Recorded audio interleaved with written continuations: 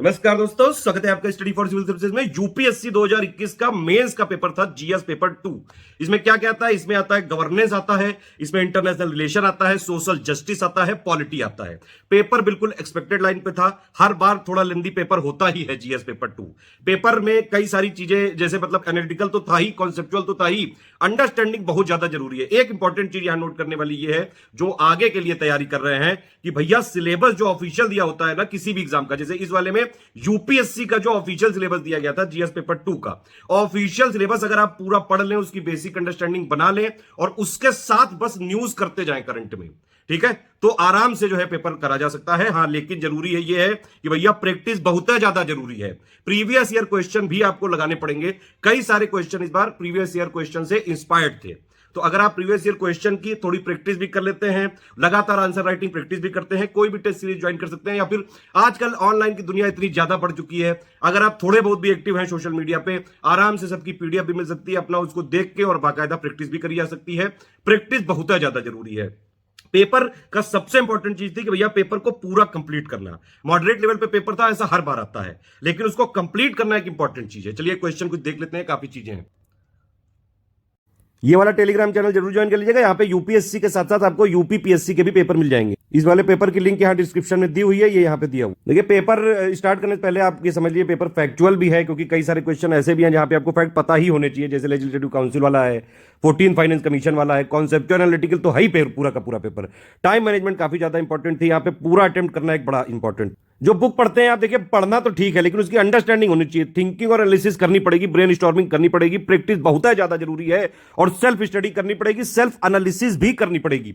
General studies सिर्फ पढ़ने के लिए नहीं है, उसको लाइफ से भी कनेक्ट करके देखिए। जो भी आपके आस पड़ोस में हो रहा है सबको कनेक्ट करिए। 360 डिग्री एनालिसिस यही है भैया कि कनेक्टिंग द डॉट्स। कीवर्ड्स पे ज्यादा फोकस करना चाहिए एग्जाम में लिखते टाइम। और जो न्यूज में हो रहा है, जितने भी आपके रिलेटेड, आपने देखा होगा कई सारे न्यूज आती रहती है, सुप्रीम कोर्ट के कुछ कमेंट्स होते हैं, जो लेटेस्ट पॉलिटिकल डेवलपमेंट्स होते हैं, उसमें पॉलिटिकली नहीं आपको पढ़ना है, बस उससे क्या क्या कॉन्सेप्ट है वहां पे इन्वॉल्व, वो सारी चीजें। जैसे अभी फार्म बिल आया, तो उसमें भैया एग्जीक्यूटिव के लिए बड़ा सवाल उठने लगे कि क्या एग्जीक्यूटिव को पार्लियामेंट कंट्रोल कर पाती है कि नहीं। अब देखिए, उससे क्वेश्चन पूछ लिया, तो लेटेस्ट न्यूज पे पकड़ बहुत है मजबूत होनी चाहिए। और प्रीवियस ईयर क्वेश्चन भी जरूर एक बार देखा करिए। यूपीएससी वालों के लिए तो बहुत जरूरी है ही, यूपीपीएससी वालों के लिए भी जरूरी। पहला क्वेश्चन है जैसे कि कॉन्स्टिट्यूशनल मोरालिटी से रिलेटेड है। अब इसमें देखिए, अंबेडकर जी का जो बर्थडे था उसमें आर्टिकल आया था, काफी डिस्कशन भी हुआ था। ये अगर आप देखें, कॉन्स्टिट्यूशन जब स्टार्ट करते हैं, लिबर्टी, इक्वालिटी, वुमेन एम्पावरमेंट, कई सारे यहाँ पे कीवर्ड्स करे जा सकते थे। दूसरा क्वेश्चन भैया इसलिए रिलेटेड है क्योंकि अभी लेटेस्ट में जो हायर अथॉरिटीज हैं कोर्ट की, जो हायर मतलब जुडिशरी है, जैसे सुप्रीम कोर्ट हो गया, हाई कोर्ट हो गया, वहां पे 3 महिलाओं को अपॉइंट किया गया था, लेकिन फिर भी रिप्रेजेंटेशन काफी कम है। अगर आप एकदम सुप्रीम कोर्ट और हायर कोर्ट के जजेस की लिस्ट देखेंगे तो समझ में आएगा। तो भैया उसी से रिलेटेड है ये, महिलाओं का रिप्रेजेंटेशन बढ़ाना पड़ेगा, तभी डाइवर्सिटी, इक्विटी और इंक्लूसिवनेस आ पाई है। 15वें फाइनेंस कमीशन की बात चल रही है, लेकिन अभी भी जो है यूपीएससी 14 पे ही अटका है। हालांकि ये इकोनॉमिक सर्वे से थोड़ा सा इंस्पायर्ड क्वेश्चन है, इकोनॉमिक सर्वे में भी दिया था, प्लस 32% से 42 कर दिया, उसमें थोड़ा बहुत हालांकि इफेक्टिव तो है, 5% कमी था। वो सारी चीजें इसमें आपको देखिए फैक्ट लिखने पड़ेंगे, ठीक है, कि फिस्कल पोजीशन के लिए क्या क्या प्रोविजन किए हैं 14 कमीशन में। तो अगर फैक्ट के साथ साथ जो है अंडरस्टैंडिंग बना के लिखेंगे तो बढ़िया रहेगा। अब देखिए, ये कुछ क्वेश्चन है। लक्ष्मीकांत की बुक आपको इसीलिए बाय हार्ट बिल्कुल एक बार समझ के पढ़ी होनी चाहिए, क्योंकि प्री और मेंस दोनों के लिए जरूरी है। प्री में तो उससे क्वेश्चन आते ही हैं, लेकिन मेंस के जीएस पेपर 2 में भी क्वेश्चन आते हैं। अब पार्लियामेंट के पास क्या क्या चीजें हैं भैया? डिमांड हो जाती, ग्रांट है, कट मोशंस हैं, रिजोल्यूशंस है, यही सब तो हैं। इन्हीं सबसे तो अकाउंटेबिलिटी एग्जीक्यूटिव की ये लोग करते हैं। हाँ, लेकिन ये भी बात जरूरी है कि भैया क्वेश्चन को पढ़ना भी यहां पे बहुत जरूरी है। क्वेश्चन आपको पढ़ना पड़ेगा कि इन योर व्यू भी लिखा है। देखिए, जब भी आप क्वेश्चन यहां पे जैसे इस वाले एग्जाम में या फिर यूपीपीसीएस में भी करें, क्वेश्चन को जो है 2-4 सेकंड देखें कि एक्चुअली पूछ क्या रहा है। ऐसे नहीं बस कि सीधे मिला और सीधा लबड़ सबड़ करने लगे। अरे भैया, उसमें देखिए क्या है, क्रिटिकली एनालिसिस लिखा है कि एनालाइज लिखा है कि डिस्कस लिखा है कि इलेबोरेट लिखा है कि इलुसिडेट लिखा है, क्या लिखा है वही बताना है। प्रेशर ग्रुप क्या होते हैं? ये प्रेशर ग्रुप प्रेशर बनाते हैं, लिबिर लिबिर करते रहते हैं, ये इन्फ्लुएंस करते हैं पॉलिटिक्स में। इनको जाना नहीं है पॉलिटिक्स में, लेकिन जो वो कर रहे हैं तो उसमें अपना ज्ञान ये जरूर देते हैं। हम नॉर्मल सी बात बता रहा हूं। देखिए, जैसे फिक्की हो गया, एसोचैम हो गया, सीआईआई हो गया, बजट से पहले आपने देखा होगा कई जो बार गवर्नमेंट जो है ये इनसे कंसल्टेशन करती है। अभी बहुत सारे जो है लेटेस्ट में न्यूज में चल रहे थे, टेलीकॉम के केस हो गए, अमेजॉन वाला जो चल रहा है रिलायंस के साथ, ये सारी चीजें आप यहाँ पे कोट कर सकते हैं। ये भैया वेलफेयर स्टेट का है ये, ठीक है। अब ये तो प्रियम्बल से ही आप समझ सकते हैं, प्रियम्बल में जितने भी कीवर्ड्स लिखे हैं। अभी लेटेस्ट में बजट में भी बात करी गई थी कि आउट ऑफ पॉकेट एक्सपेंडिचर काफी ज्यादा हो जाता है, 60% से ज्यादा, तो ज्यादातर पैसा खर्चा हुआ जा रहा है। अब भैया सस्टेनेबल डेवलपमेंट नहीं अचीव हो पाएंगे गोल, क्योंकि हेल्थ अगर नहीं होगी तो कैसे करोगे ये डेवलपमेंट। प्लस कोविड से रिलेटेड काफी सारी चीजें चल रही हैं और नेशनल हेल्थ पॉलिसी भी हमारी बोलती है कि भैया प्राइमरी हेल्थ काफी इंपॉर्टेंट है, इससे रिलेट करके यहां पे लिखा जा सकता है। अब देखिए अर्न व्हाइल यू लर्न, वैसे तो अगर आप देखें इसको फैक्चुअली तो ये एक स्कीम है 2012 की मिनिस्ट्री ऑफ टूरिज्म की, ठीक है, लेकिन यहां पे भैया इसको और ज्यादा इफेक्टिव बनाने के लिए, और ज्यादा मीनिंगफुल बनाने के लिए स्किल ट्रेनिंग में अगर कोई जाए तो भैया थोड़ा पैसे वाला जो मोटिवेशन होता है वो हमेशा ज्यादा होता है। ये वाली चीज आप मानते भी होंगे, नहीं तो काहे के लिए तैयारी कर रहा हो भैया, ये भी तो एक रीजन है ही। इसको और ज्यादा स्ट्रेंथन करने की जरूरत है। यहाँ पे कुछ इंपॉर्टेंट फिलोसफर्स का भी नाम दे सकते थे, जो है गांधी जी का भी दे सकते थे। अब देखिए माइक्रो फाइनेंसिंग बड़ी ज्यादा जरूरी चीज है, और सेल्फ हेल्प ग्रुप हो गया, ये जो है जितने भी एनजीओ हो गए, इन सब पे क्वेश्चन हर बार आता ही आता है। ये पिछली बार भी इससे रिलेटेड मिलता आया था कि कैसे जेंडर इनइक्वालिटी, पॉवर्टी, मैल्यूट्रिशन को कैसे कर सकते हैं। माइक्रो फाइनेंसिंग का क्या मतलब हो गया, जो छोटी छोटी नीड्स होती हैं, छोटे छोटे भैया पैसे चाहिए होते हैं। इंडिया में अगर आप देखें 1 करोड़ के आसपास शायद सेल्फ हेल्प ग्रुप हैं, और ज्यादातर जो है महिलाओं के हैं। उनकी छोटी छोटी जरूरतें होती हैं, थोड़ा पैसा जमा करके कम इंटरेस्ट पे देते जाते हैं, तो वो वाले पॉइंट काफी लिखे जा सकते थे। कुछ एग्जांपल भी अगर कोट कर दिए जाते लेटेस्ट में जो काफी सक्सेसफुल रहे तो ज्यादा बढ़िया रहता। अब देखिए इसमें क्या है कि एशिया का बहुत हुआ, बाकी सबका बहुत हुआ, अब अफ्रीका भैया बनाएगा भौकाल। अफ्रीका में भैया देखिए क्या चीज है, अफ्रीका में रिसोर्सेज बहुत ज्यादा है, ह्यूमन रिसोर्स भी है, वैसा माइनिंग वाला खजाना है पूरा अफ्रीका, समझ लीजिए। चाइना जो है अपनी गवर्नमेंट एजेंसी को भेज के वहां पे कब्जा करने की कोशिश कर रहा है। बहुत सारी पॉलिसी चल रही। चाइना हमेशा हर जगह कुक करता रहता है, एक्सपेंशनिस्ट बनना है, पूरा इनको जो है दुनिया चाहिए, पूरा दुनिया को कंट्रोल करना चाहता है इस चक्कर में। और यूएस वाला भी देखिए क्वेश्चन आया है, 10th वाला भी, ठीक है।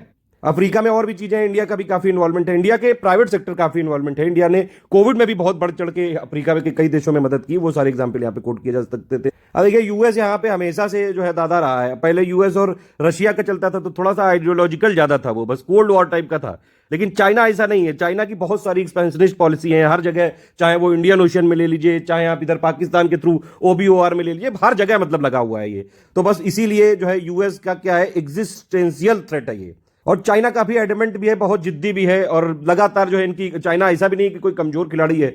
मैन्युफैक्चरिंग में चाहे ले लो आप, चाहे बाकी इसमें आप किसी भी चीज में नाप लीजिए इसको, एक्सपोर्ट में ले लीजिए आप, फॉरेक्स रिजर्व में ले लीजिए, जीडीपी में ले लीजिए, किसी में मतलब कम नहीं है चाइना। तो इसीलिए भैया यूएस को खतरा सबसे ज्यादा इस समय चाइना से ही है। ये थोड़ा बहुत इंटरनेशनल रिलेशन की अंडरस्टैंडिंग पे बेस्ड है। ये सीबीआई वाला है कि भैया सीबीआई अभी जब वेस्ट बंगाल में गई थी ममता बनर्जी, स्टेट के पास भी होता है कि भैया वो अपना कंसेंट वापस ले सकते हैं, तो उन्होंने वापस लिया, फिर बड़ा जो है विवाद चला। आपको विवाद में नहीं पड़ना है, ये जो जितने भी पॉलिटिकल ये सब चीजें होती हैं, आप लोग मजे लेने लग जाते हो कि अरे उनने वो कह दिया, अरे यार हम भक्त हैं, अरे उनने हमारे नेता को कह दिया, अब मैं क्या करूं, या फिर मैं चमचा हूं, या फिर मैं, बहुत सारे टाइप के लोग होते हैं। खैर इन सब पे क्यों कमेंट करें, ये सीबीआई से रिलेटेड क्वेश्चन है, तो सीबीआई पे तो खैर कोर्ट ने भी कई बार कमेंट कर रखा। खैर यहां पे जो चीज आपको डिस्कस करनी थी, explain with special reference to federal character of India, तो ये जरूरी है। ह्यूमन राइट कमीशन होते हैं, इन्होंने कंट्रीब्यूट तो बहुत किया, लेकिन काफी इनकी लिमिटेशन होती है। पहली बात तो इनका फाइनेंस की हमेशा दिक्कत होती है, स्टाफ ज्यादा नहीं होता है इनके पास, कई सारे जो इनके डिसीजन है वो बाइंडिंग नहीं होते हैं, तो इसीलिए बड़ी समस्या है। वही लिमिटेशन के बारे में लिखा है। ये देखिए राइट टू इक्वलिटी वाला जो है आपने कॉन्सेप्ट पढ़ा होगा, procedure establish by law, due process of law, ये पॉलिटी की लक्ष्मीकांत की बुक से पढ़ लें, आराम से कर सकते थे, नॉर्मल सा क्वेश्चन। जो कंपेयरिंग कॉन्स्टिट्यूशन वाला है ना, उसी से रिलेटेड है। अब देखिए ये वाला क्वेश्चन जो है थोड़ा फैक्चुअल है, हालांकि इतना भी फैक्चुअल नहीं है। आर्टिकल 169 170 ये वाले अगर इतना भी लिखे तो काफी सारी चीजें कह सकते थे।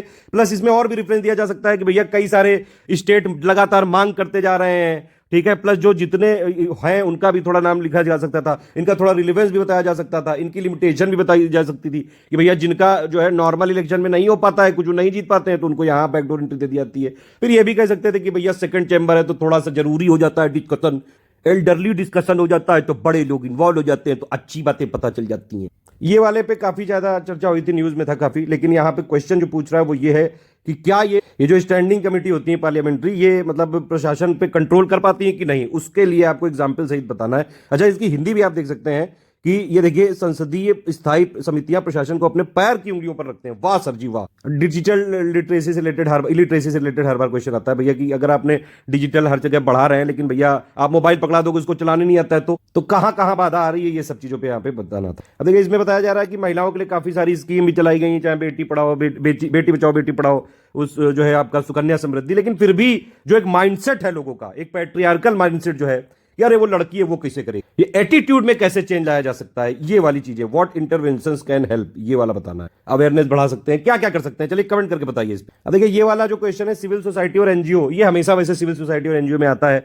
अगर कोविड के दौरान देखें तो भैया क्या क्या जो है अल्टरनेटिव मॉडल दिए हैं। कई जगह आपने देखा सरकार, मतलब ऐसा नहीं कि हर गली हर नुक्कड़ में उनके कुछ कोई ना कोई खड़ा है। तो इसमें एनजीओ और सिविल सोसाइटी कैसे आगे बढ़ चढ़ के काम कर सकते हैं जिससे कॉमन सिटीजन को भी बेनिफिट हो, ये वाली चीज। लेकिन इसमें दूसरा पार्ट भी है भैया, डिस्कस द चैलेंजेस। अब चैलेंजेस क्या क्या है उसके लिए अगर आप न्यूज फॉलो कर रहे हैं तो आपने देखा होगा कई सारे जो है ऐसे एनजीओ पे बैन वैन भी लग रहा है, फंडिंग वंडिंग रोकी जा रही है। ये एससीओ वाला क्वेश्चन तो काफी पुराना है, खैर इसमें अच्छा है क्वेश्चन, ये लगातार न्यूज में बना रहता है। अब देखिए इंडिया मतलब भैया अपने हितों के लिए सबसे व्यवहार बना के रखता है, ये उसी तरह से है।